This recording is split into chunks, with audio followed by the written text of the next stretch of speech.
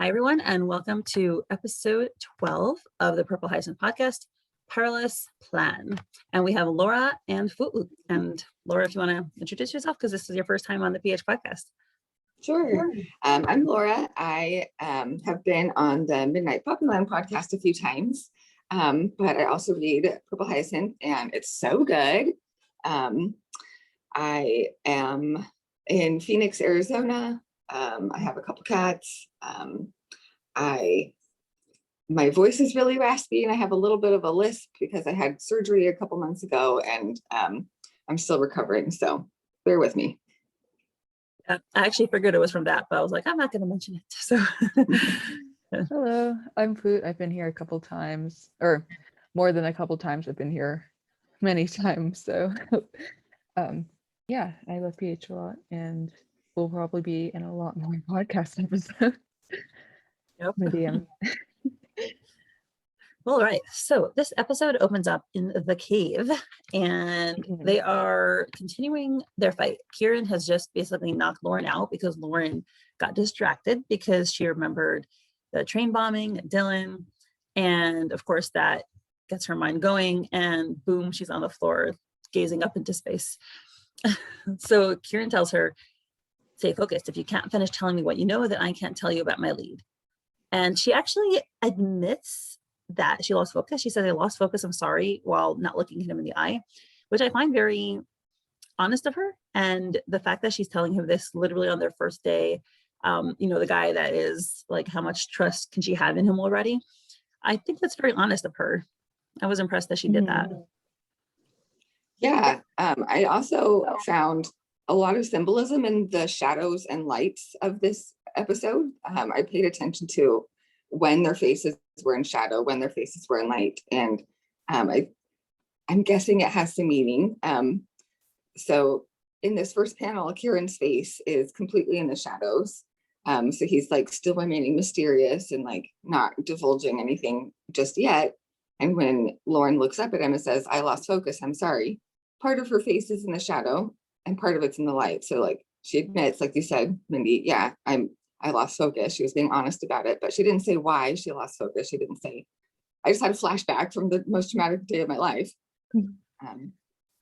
I noticed this in the last episode, in I believe episode 11. There's this one panel of Kieran where his face is like half in the light and half in the shadow, and I don't really remember the contents or context of what he was saying in that moment, but yeah, the lighting in this scene, going from episode 11 to episode 12, is, I'd say, pretty symbolic.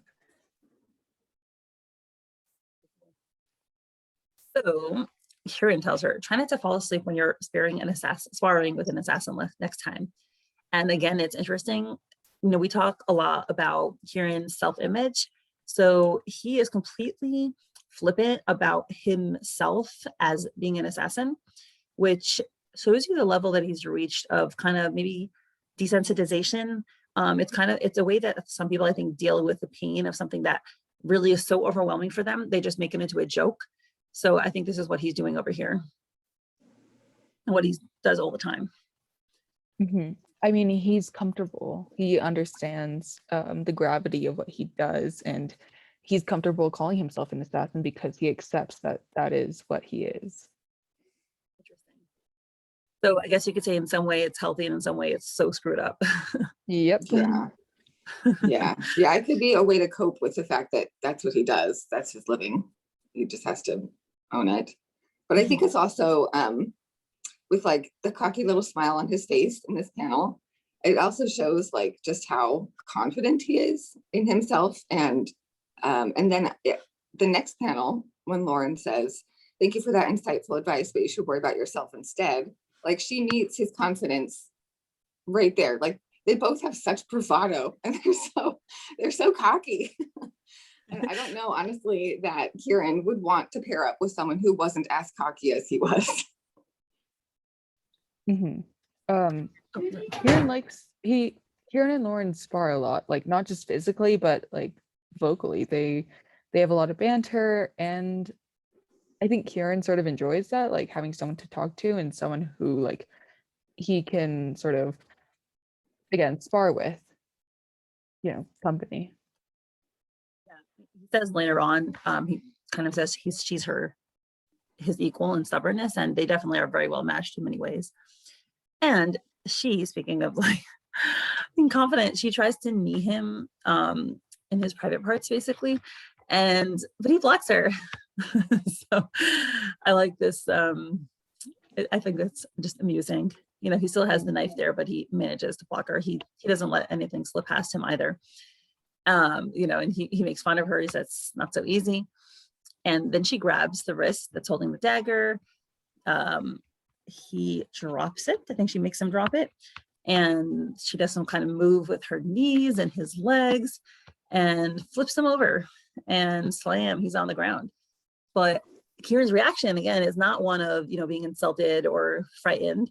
He laughs, he smiles. He said, "That was pretty good, officer." Not lying. Mm-hmm. So he appreciates it. Like we said, he appreciates someone who is his equal.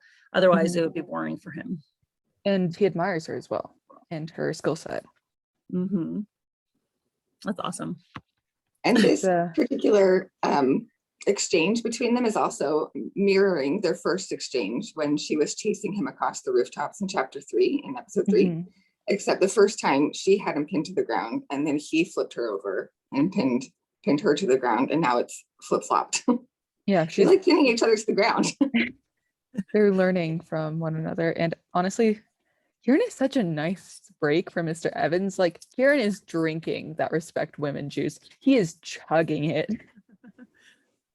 That's funny, right? That's like the last thing. He's like, well, on one hand, he's an assassin. On the other hand, he respects women. What to choose? But yeah, and I will put in a note at this point for some of us who are a little more lustfully minded. It's just a very nice position to be seeing Kieran from. So I'll put in a word for the band who thinks that way. Again, in this panel, he is half light, half dark, and have his face, at least. Yeah. See, Fwoot's noticing important things while I have other things on my mind. Sorry. I am rarely a simp, but sometimes. Always a simp. What else am I doing here if not for simping? So Lauren, again, with the verbal sparse, he says, "Thanks. Knocking you down is like a stress reliever for me." Anyway, to continue. And now we're getting to the plot part again. It was already known that a group of rebels was forming, but there was a rumor they tried to bomb the castle, not the train station. So the police were reinforcing security at the wrong place. Definitely important to know. And so go ahead, Fwoot. Oh, sorry. No, I'm just listening. It's nothing I have to say yet. So now we have an image of the police. Looks like they're coming to the wreckage of the ATS, the train. And she continues, by announcing themselves in clear opposition to the monarchy, the Phantom Scythe sent a very strong message. They would consolidate power in the dark until the day they could overthrow the crown and the class hierarchy it relies on. So interesting. So, it's interesting. I didn't actually realize she mentioned the hierarchy this early on in the comic, and that she's aware that it's something that the Phantom Scythe is against. So kudos. And then she says, "All right, get up." And of course, Kieran, he can't just get up like a normal person. He has to get up in the most dramatic way ever, like doing this weird backflip. Just so Kieran. So about the Phantom Scythe and what we learn about this, we get a motive for the Phantom Scythe. At first, they seem like a pretty surface level terrorist group. Of course, we meet Chris Schaefer, and like all he's doing is trying to bomb a theater. But here, and so we kind of think that they're just doing violence for the reason of doing violence in the name of the Phantom Scythe. But here we learn that what they want to do is they want to overthrow the class hierarchy and the crown, because it relies on the class hierarchy. And so by taking down the crown, they essentially symbolically sort of take down that hierarchy. And on paper, what I find kind of interesting is that it actually seems a bit like a noble cause, if you think, like, the more you think about it, because a class hierarchy, although it can be motivating for some, oftentimes it is very harmful to others, specifically those lower down on it who are villainized and oppressed. And this same class hierarchy can, in our world, this class hierarchy does have a history rooted in racism and other issues related to oppression. And so when you think about taking down this class hierarchy, I would say it's a bit controversial because we all have grown up in this class hierarchy and it's all that we've ever known. And to think of a world without the class hierarchy, you kind of think of like communism, I guess. And communism has also a history of not doing so well. And so it's a interesting issue because in this world, the Phantom Scythe is probably most closely related to communism, and that we see groups in this comic with other political ideologies and other economic ideologies. But if I had to tie this to the real world, that is what I would compare it to. I think that's a fair comparison. Oh, sorry, Mindy. I think that's a fair comparison, especially since, as we learned in previous episodes, no one knows who the leader is of the Phantom Scythe, and whoever the leader is rules from the shadows and like rules with intimidation and fear and violence, which is what we've seen in a lot of communist societies, lots of fear and intimidation. And I think it's interesting in this panel when Lauren is speaking, again, she's like mostly in the dark, but the part where she's reaching towards Kieran is in the light, and she says, "All right, get up." So it's like she is probably in a higher, I mean, she's definitely, we see that she's in a higher level of the hierarchy. She's in like high class. She might not be like super, super, super duper rich or whatever, but she's like high class. And Kieran, an assassin working for the Phantom Scythe, we would assume, I mean, he's got money, but he's probably considered fairly low class. And so I think it's, again, showing the symbolism of like them coming together to, I guess, what the Phantom Scythe wants, what their agenda is to get rid of that class hierarchy. But I guess they're doing it in a way to get rid of the Phantom Scythe because the Phantom Scythe is so awful. And there's a line in episode 11 where Kieran says that Lauren would be surprised about what people are willing to do when they're hungry. And that I would say that definitely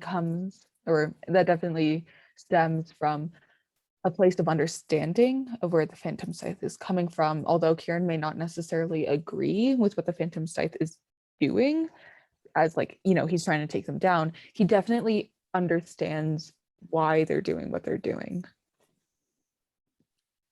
Yeah, and it's kind of following their pattern, because Lauren says the Phantom Scythe, they would consolidate power in the dark until the day they could overthrow the crown.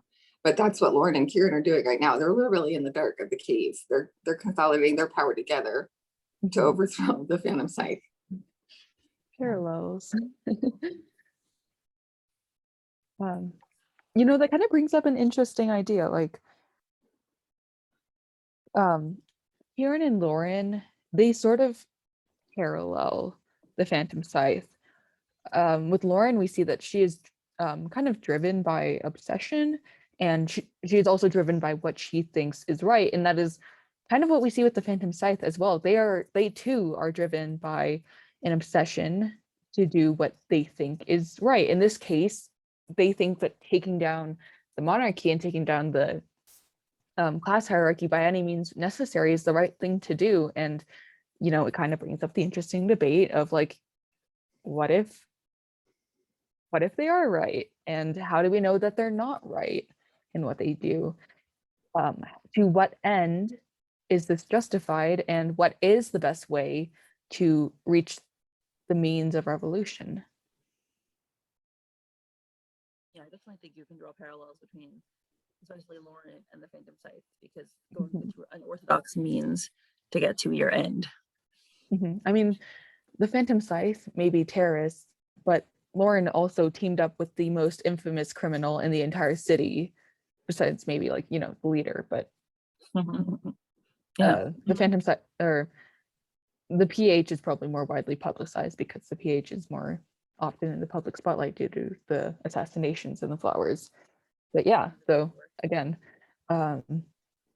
both, what the Phantom Scythe is trying to do is they're trying to create a better life for the people in the lower class, or that's what they claim to do. And what Lauren is trying to do is she is trying to stop needless death by the hands of terrorists, and both are using, again, so they parallel each other by using what could be considered immoral means.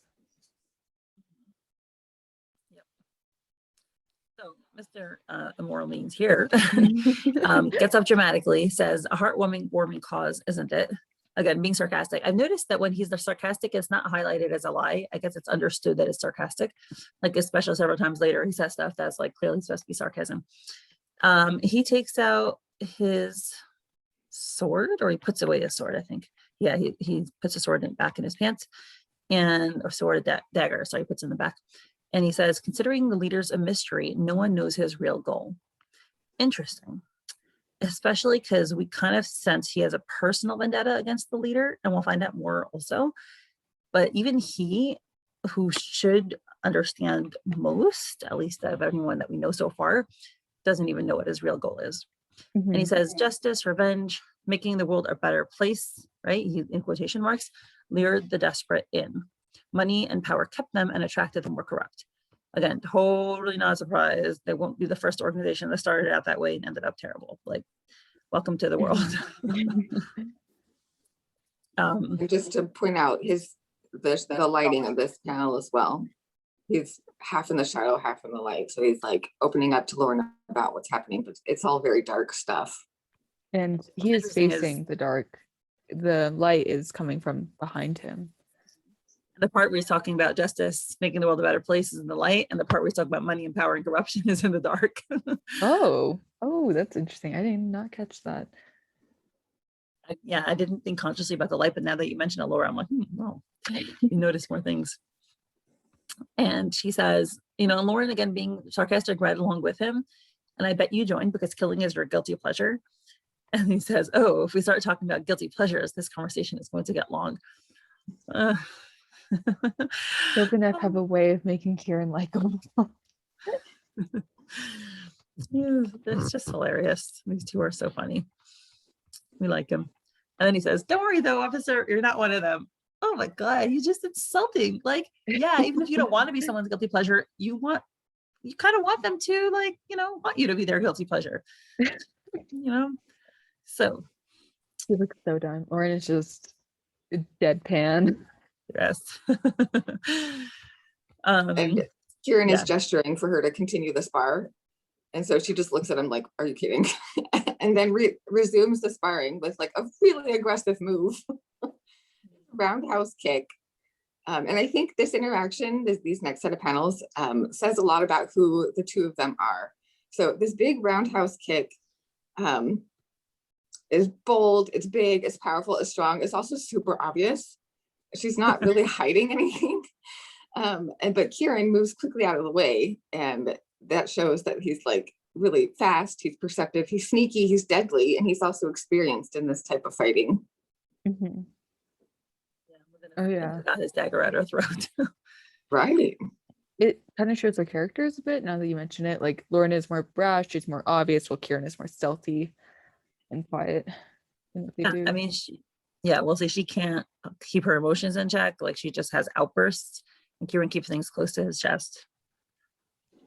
Mm-hmm. So while she's doing that, you know, dramatic move, actually now we're gonna talk about drama. Hello, kitty. She says, how could anyone believe that blowing up a train station and killing hundreds of innocent people could possibly be the start of a better world? And I also understand why she's doing that move. I feel like she's putting her personal anger into that move, because this is very personal for her, right? I mean, these are people that she knew. You know, besides for Dylan, there's also other, you know, the father, I'm sure other people that she may have known. So she's personally angry about that, right? And again, you know, Kieran gets her pinned. He has his dagger at her throat, his arms around her. She's stuck within his arms. And he says, I think half their members don't really care, and the other half believe it was necessary. So again, showing the interplay with one half kind of like the end justifies the means, and the other half being in it just for themselves, you know, personal gain. selfish, And, whatever. desperate people do desperate things. And I would guess, like, the Allendale train station bombing, it's such a drastic thing that the only way someone would want to do that is if they had no other option. And they believed that violence was necessary and violence was the best option in this case. It's interesting. One thing that I don't know if I should mention politics here. One thing I relate to this personally is my mom's Israeli, and I grew up with a ton of stories, and Israel was a very big part of our lives. And one of the things I understood as I grew up was that there were different states, there were different groups involved in like the founding of the state of Israel. And some of them were definitely considered terrorist groups. And there was a lot of infighting because half the groups believed that the other groups were doing abominable things. And they said, no, this is justified because we have to start the state. So, and it's something that is still very hotly debated today. And so I totally relate this a lot where they're like, well, is it justified? It's not justified. And terrorism in general. That's interesting. Hearing you two ladies talk, it makes me think of something I talk about with my colleagues. I teach private music lessons, but I also lead music therapy sessions. And sometimes during music therapy sessions, our clients will act out in a very aggressive or dangerous manner. Like you have to be careful not to get hit sometimes. And what I've learned over the years of my work is that when people act out in violence and aggression, it's because they feel like they're not being heard or they don't know how to communicate in any other way. So like you were saying, the people of the city, that's the only way they knew how to communicate, that they were desperate, they were not being heard, that there was no other way that they could get their message across. They had to resort to this really violent act. And I guess going back into Kieran's line about like you'd be surprised what people will do when they're hungry. Although it doesn't really explicitly say this, if like we really, really looked into it, I would imagine that these people have families and that these people have kids, and kind of just the image of starving children, especially if they're your own children, is horrifying and it's traumatizing. And when you bring children into the mix, it kind of makes their actions seem more understandable. Definitely. So he tells her right after saying, this a serious statement, he gives a little smirk and he's like, oh, you're dead, by the way. Just being funny. And she says, how did you do that? Which again, I like because it shows she's openly admitting her appreciation and admiration for his skill. So, on the one hand, they go back and forth and they tease each other, but they're both complimenting each other openly at the same time. Which is nice. And their faces are both completely in the light when they do that. Oh, because they love each other. I know it's too early. Hey, we are 13 episodes in, including the prologue, and you're already being the pastor at their marriage. Oh, listen, if every single Disney prince and princess can fall in love after like less than 24 hours together, and trust me, in every single Disney movie I watch, I count how many days have passed, and it's usually like the next day, they can do it too. This is their second day meeting. I mean, this is totally following the timeline. I mean, Disney magic. And what's funny? I can make fun of it all I want, but my husband and we met on Sunday, we met on Tuesday, and by Saturday we decided to get married. So, and blind date, we'd never met each other before. So, and look at us, 11 years later, still happily married. So, so it does happen. And honestly, I'll say the irony is I grew up in a super religious society where it was like kind of basically arranged marriage, and all my relatives got engaged on the third date. And I was like, I'm never going to do that because I was the rebel. And I was like, I became more modern. I was like, I'm going to date for forever. I'm not going to do what my family does. And lo and behold, I did the same thing. So, I mean, voluntarily. Right. What? When it's right, it's right. Yeah. Yep. So now Kieran takes his dagger, and we see again his training equipment in the background with like these fake people in the back. There's like, okay, he practices killing people basically, and he throws it, and it lands directly in the head of one of those fake targets. Boom. And then he teases her, gonna have to hit the department gym more often if you want to survive your little partnership, officer. Smirk, smirk. Eye roll, eye roll. This is just a constant between them. And now she asks him, what do you know about the leader? And you notice here, and he points to it, he has a murder board in the background, just like Lauren. You're right. I didn't even make that connection. Yeah, they're the same. They're basically very similar. Which is why I'm pastoring their marriage, Fwoot, because they're just like the same person. This panel also is the first time in a while that the angle changes, because for the past little bit it's been like super close on their faces, face, just kind of like super zoomed in on them. But then she asked, what do you know about the leader? So taking it back to why they're meeting together, but it's like you're looking at the entire cave here. Mm-hmm. I don't know what to say. The hoard in his bedroom part, you know. Yeah. Just like Lauren, near the bed, so they can go to sleep and wake up looking at their obsession. Very healthy. It's like, you know, some people have these vision boards of like things they want to do with their life, like vacations in Hawaii and like, I don't know, music or dance or things that make them happy. It's like they have their, how, you know, how to get rid of the leader, how to kill people. Yeah. And also, I imagine, I don't know exactly how the cave is set up, but it seems like they're fairly close to the entrance still when they started sparring. But like the further into the cave you get, like the darker it gets. And also that's where like the deeper into their obsession they get.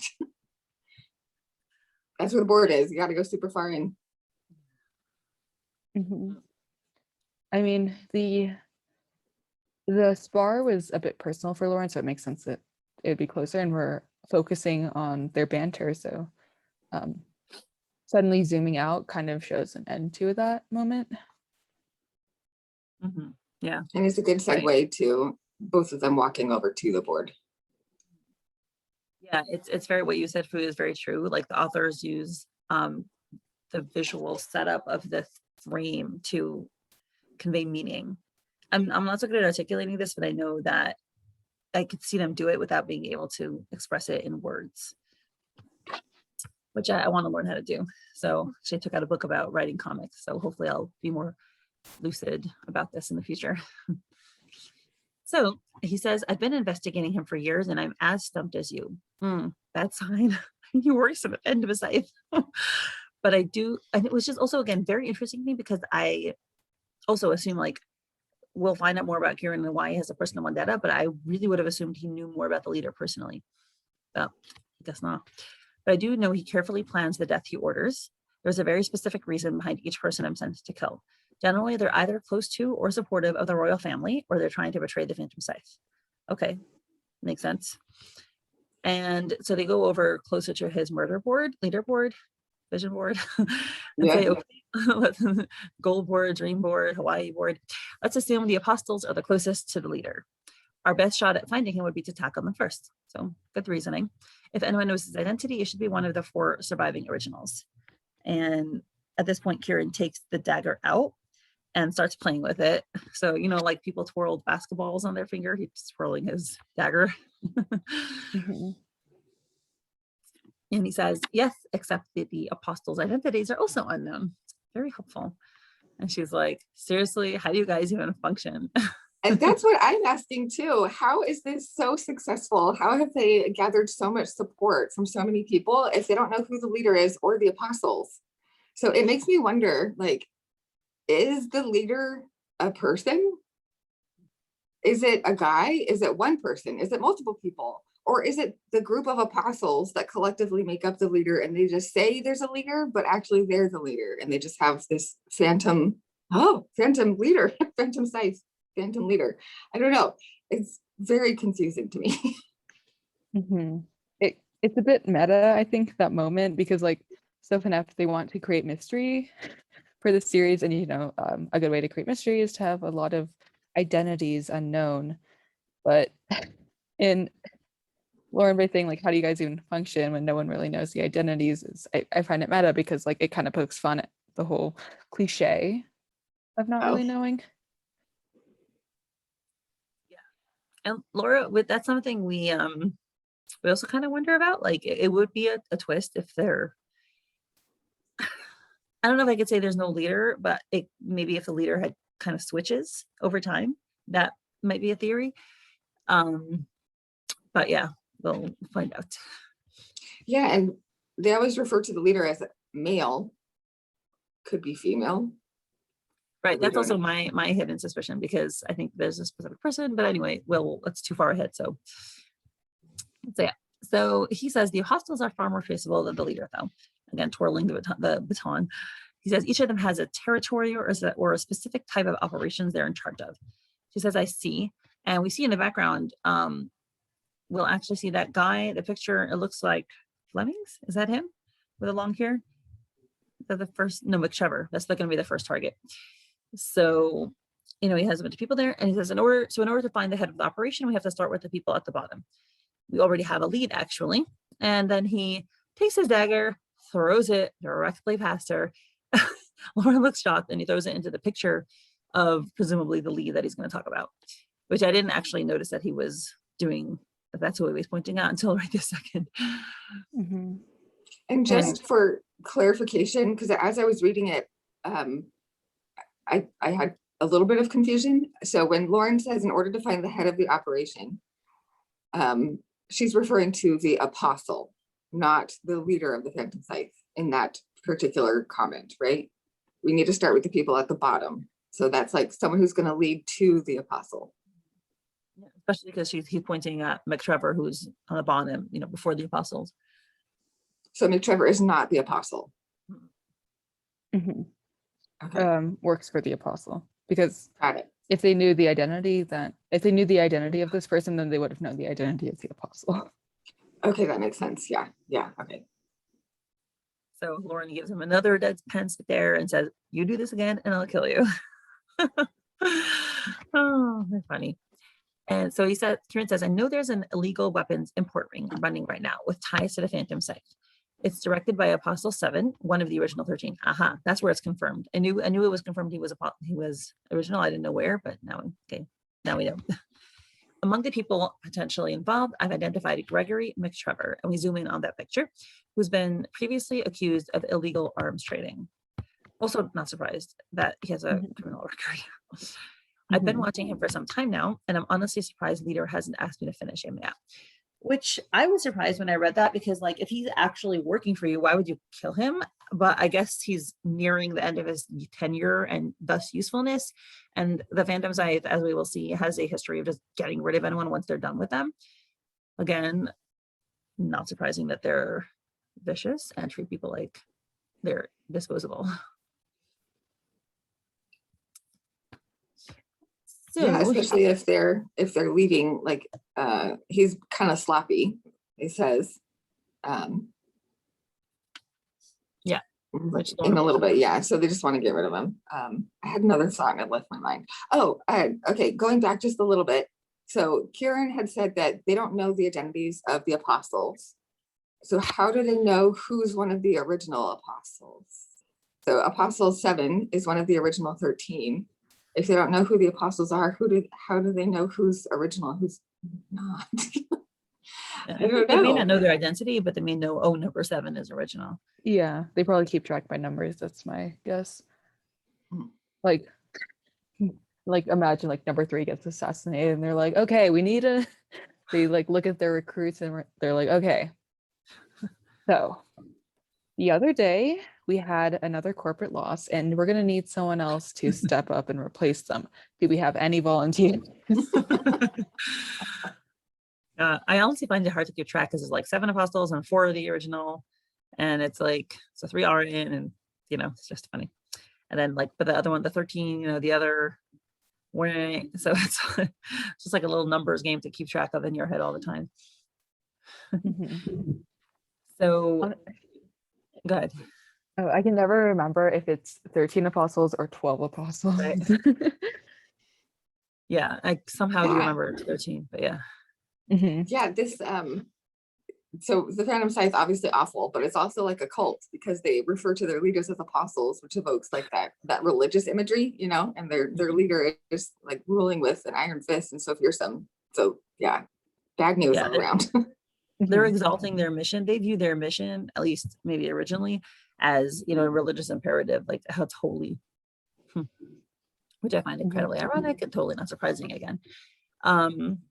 Yeah, ideologues. So she says, yes, I've heard of him. He was arrested a couple of times in our precinct. I actually brought him in once. He lawyered up and warmed out of the charges by claiming lack of evidence. So, and, you know, Kieran confirms this. He says he's not the most subtle man ever. Whichever thinks of himself as invisible, but he leaves tracks. So he's going to be our first target. Ta-da. I propose we pay him a little visit and learn more about this operation. We just have to make sure he can't report us later.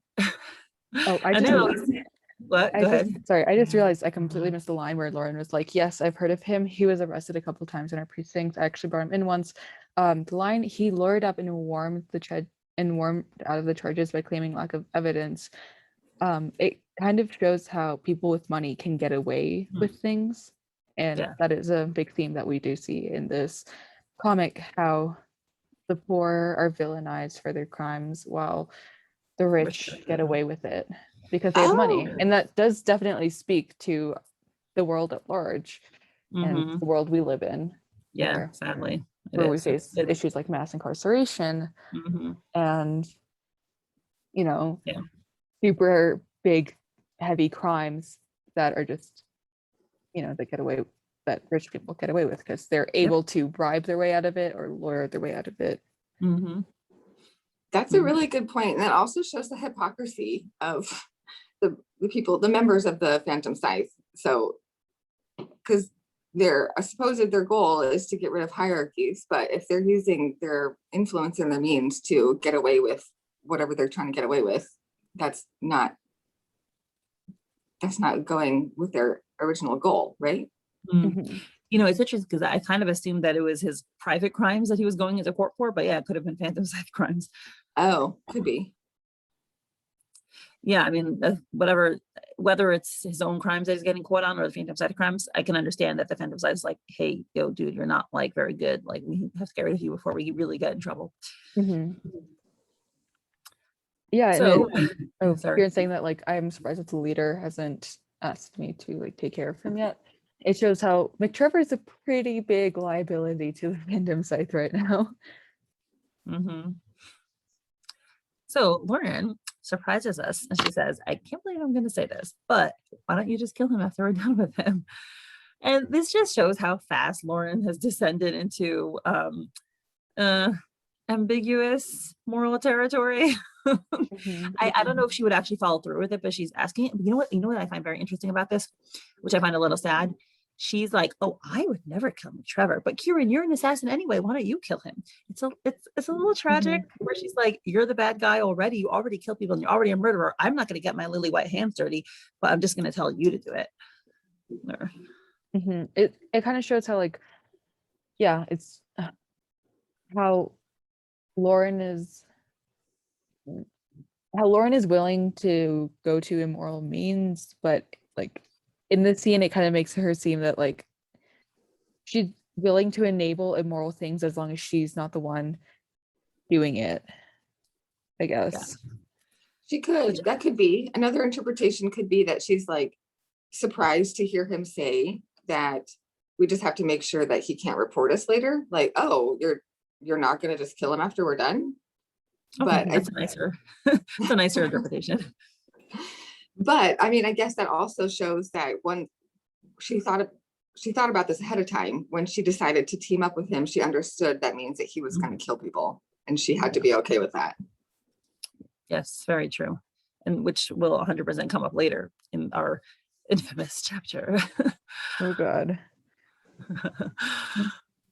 So Kieran gives her a look, and this is the first time he's serious this whole time that we've known him. It's a bit of an angry look, and he says, and he doesn't even say anything at first, and she says, I mean, you're the most fearsome assassin in the city.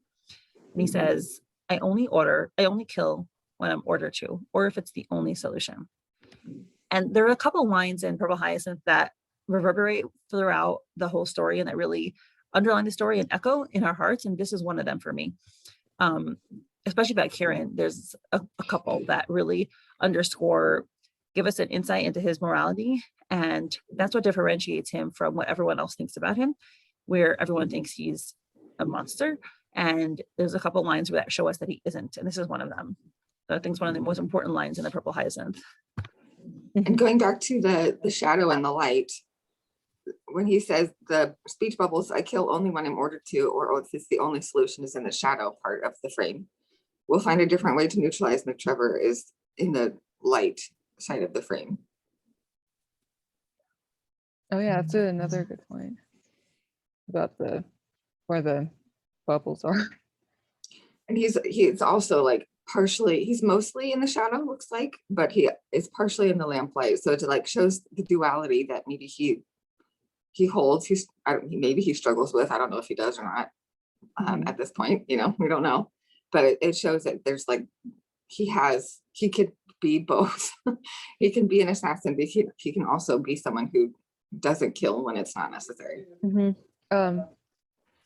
second, sorry. I have something to. Yeah. So. Okay, sorry, I'm back. Okay, sure.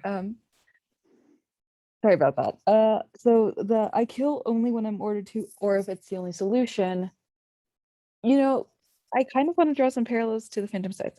Okay, first of all, we learned that Kieran will try to avoid unnecessary violence or extreme forms of violence when possible, but he's not completely closed off to it.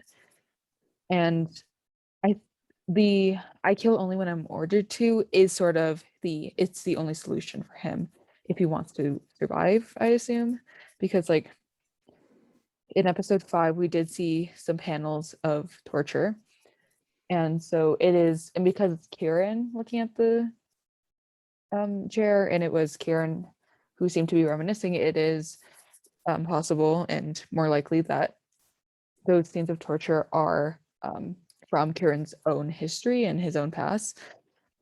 And so I wouldn't be surprised if the I kill only when I'm ordered to is he does these murders out of survival for himself and out of self-preservation.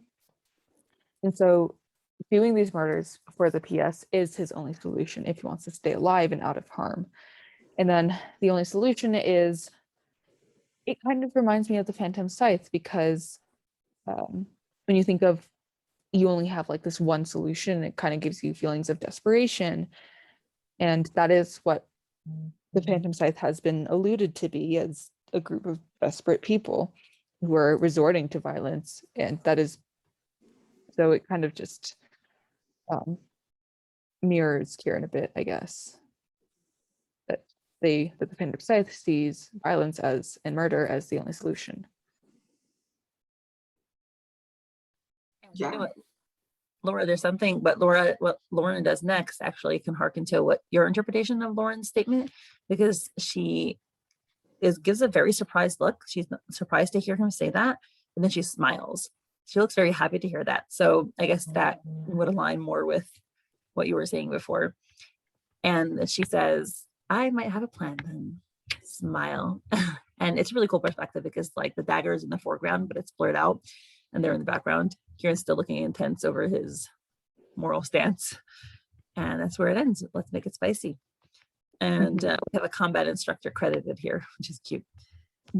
I love the panel of Lauren being like, I might have a plan, because like the perspective of the dagger, it makes us feel like where the photo that I was like pointed at, and now we're like, you know, we're a bit scared, I guess. It gives us a feeling of like a bit of intimidation, and you know, just looking at it, the suspense of what will happen next is overwhelming. And they're both in the shadows again. They're mostly in the shadows. I think the authors are like, mystery, like the perfect but most annoying way to end the episode. The dagger is half light, half shadows. Oh, yeah. Yeah, and as you were talking, Fwoot, I remembered also in an earlier episode, I don't remember which one, when Kieran said, and I have no regrets, and that was in red when he was talking about killing people. So yeah, I think this ties really well with a couple panels previously, I kill only when in order to, or if it's the only solution, we'll find a different way. And like here in this last panel, he's still really serious looking. And like the dagger is half light, half shadows. There's a lot of, I'm assuming he has some conflict about this. He stopped smiling.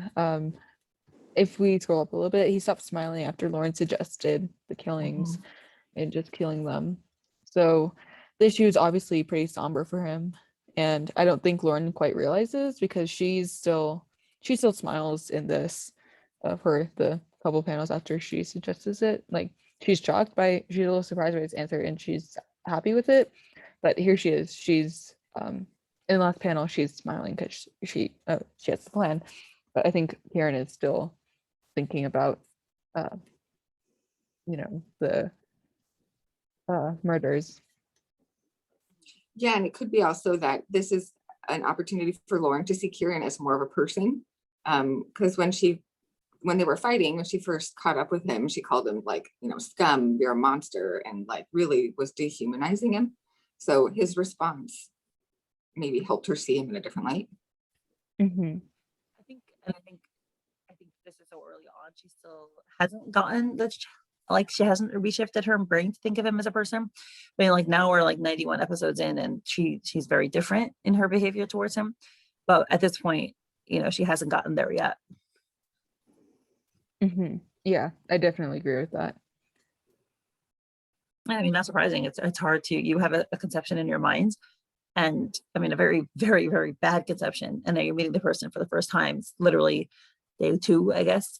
So yeah, she can fall in love with him, but she can't know who he is yet. Mindy, you are hell-bent on getting them together. I don't know. You know what? I'll give you my honest to God opinion. I don't know if they'll end up being romantically involved, but I definitely see them being good friends.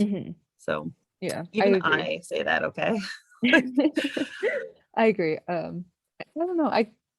In the coming episodes, I adore their dynamic and their banter and just the way they interact. They definitely do have the potential for a true friendship, but because of their circumstances, I'm a bit hesitant when it comes to romance. Same. I just don't really know if Lauren would ever be able to, or even want to pursue a romantic relationship with Kieran, because stuff happens. Neither of them seem to me to really be looking for that in their life. I mean, the fact that Lauren went on a date is a little iffy to me, but I guess it was her uncle, encouraging her to do that. But both of them seem to be very, very occupied with other things. And this just doesn't seem to be what they're looking for in their life right now at all. If there was a romance, it would be purely coincidental or purely accidental. And I think if one of them did fall in love, they would probably hate it, because they would know that there is not, that because of their situation, there is not really a great ending for them if they did want to be romantic. Plus, I think if Kieran was the one who realized that he fell first, oh God, there would be so much angst. I totally think Kieran will be the one, though, based on, I have evidence to back this up, just saying. But okay, well, we can discuss that at a different time, because that definitely has not happened yet. But I think Kieran is the one, like between the two of them, he's the one looking for less romance. Like maybe Lauren has it in the back of her mind, like maybe she's interested in finding someone, because like she did have the date, and while it was encouraged by her uncle, maybe she was just like, fine, and she's open to it. But Kieran, like, he's an assassin, and I don't think he expects to live another year. So like, I don't think romance is what he really is looking for, what he really wants, and what he wants in something that he doesn't even want to get close to. I don't think he wants it. I think he needs it. And this is where I go between, I don't think it necessarily has to be romance. He definitely needs intimacy. And that could be close friendship also, but he's so alone. And Lauren needs it less because she has friends and family, and he doesn't. I think Kieran needs friends. I don't think he needs romance in his life, but I think he needs people who are compassionate to him, and people that he can be open with and he doesn't have to have a facade with, and just, you know, like genuine friends. I think that's what he needs. That's a really good point, that he probably doesn't expect to live super long. Like, what is the life expectancy of an assassin working for the Phantom Scythe? Probably not super long. But yeah. Oh boy, that could, I don't know, maybe that could be part of the reason why he wants to take down the leader, because he wants to live. I don't know. Oh, so a lot of people actually speculate that Kieran thinks this is a suicide mission for him, and he's willing to do that because he hates the leader so much for whatever personal reason, which again we don't know. But anyway, but that again, speculation on that also gives us whatever. I have more details that are outside of Future episode 12. So I mean, if Kieran is willing to die for this cause, he's willing to do it for the greater good, and we do see it kind of reflects him in his career as an assassin. Like, he's willing to do these terrible things for the ends to maybe be better than current times, because again, do the ends justify the means. He's willing to put himself through all of this for the hopeful betterment of the world. And so when I tell this to my husband, he looks at me like I'm nuts. He's like, how are you justifying murder like this? He's like, poor Kieran, he has to murder these people. He's accepting upon himself. I'm like, yes, it sounds crazy, but just listen. Anywho, do y'all have any final thoughts to wrap this up? I don't know. I really like the art in this episode, the lighting and the line art. It's not the current style of PH, and I don't know. I feel nostalgic returning to it because, like, I've been reading PH for a long time, and like I was around when this updated for the first time, so it's kind of weird returning to it. Yeah, the art definitely has developed. Yeah, I agree. It's definitely beautiful lighting, and this episode has a lot of action in it, and that's something that Soph and Ev excel at: movement and action, and a lot of exposition. And it doesn't feel super like, it doesn't feel like it's dumping on us. Yes, it does come a bit all at once, but it doesn't feel super heavy, and it feels natural in the story. Like, this is only the natural course of events that we would eventually learn this information like this. Yeah, which was set up really nicely in the previous chapter, the previous episode. Kieran was like, ugh, we have all this stuff to talk about, but it's going to be so boring. So let's spar. Warning the audience through Kieran's mouth. That's funny. Yeah, I think actually the fight scene, besides for entertaining Kieran, was 100% meant to entertain us as well. Yeah. I guess my last thought is I just noticed, so I'm caught up, well, I don't fast pass, but I'm caught up otherwise with Purple Hyacinth. But I just noticed as I was going through this chapter how pale Lauren is. Holy moly, she is so, like, she looks sickly. She's super pale. Yeah, I notice that all the time, Laura. Shirt. Like, what the heck? Like, get some sleep, go get some food, which I guess is kind of a recurring thing. Like, Lauren, sleep, eat. She is incredibly pale. Like, that by the way, the whole comic, she's always the palest person in the room. So I'm assuming it's her skin tone, besides the fact that she probably doesn't get out in the sun ever. But like, I guess 𝗪𝗪𝗡 has mild winters. That was confirmed by the author. But like, she's a police officer. You'd think that she'd be outside doing things all the time.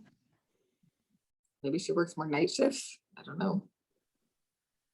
I guess, but all the shifts we've seen of her have been during the day. So I'm like, Lauren. That's true. But also, like, how much sunscreen does she need, like, to not sunburn? Yep. Yeah. Maybe she's a vampire, and this is really a monster men novel after all. Monster story. That would be the twist.